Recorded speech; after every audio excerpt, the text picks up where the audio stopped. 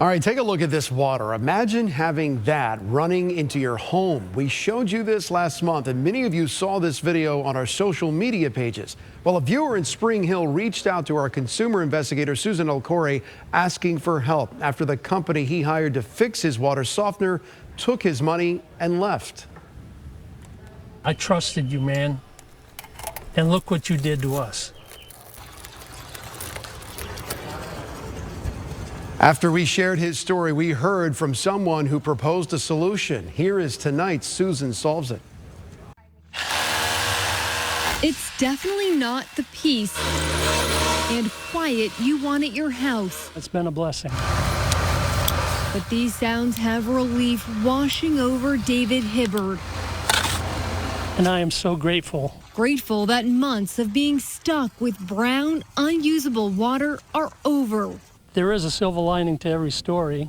His story started back in February. The right was the iron filter and the left is the water softener. Hibbard reached out to the I-Team after he hired Spring Hill-based Tri-County Water for what he thought would be a quick fix to his water softener system. And then he said, well, you know what? I can replace the two heads that go on the tank. And I said, I really don't have the money because my wife just passed away. Hibbard paid Tri-County Water $270 to remove, repair, then reinstall the tanks.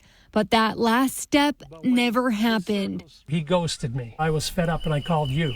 We discovered Tri-County Water is not a registered company with the state. The owner didn't want to do an interview, but he did install a new system. Our old system was a two-tank system, and it had an iron tank. Hibbard's still stuck with water he couldn't use. That's when City Soft Water and Plumbing He will be putting in what they call a whole house filter. came into the picture.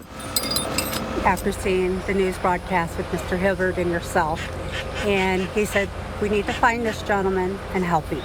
Our owner, Derek, just felt the need to help someone. When you came out and you first saw that system, what were you thinking?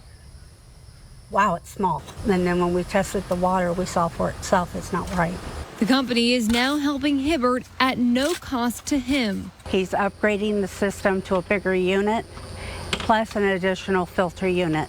Then there's the additional kindness that isn't lost on Hibbard.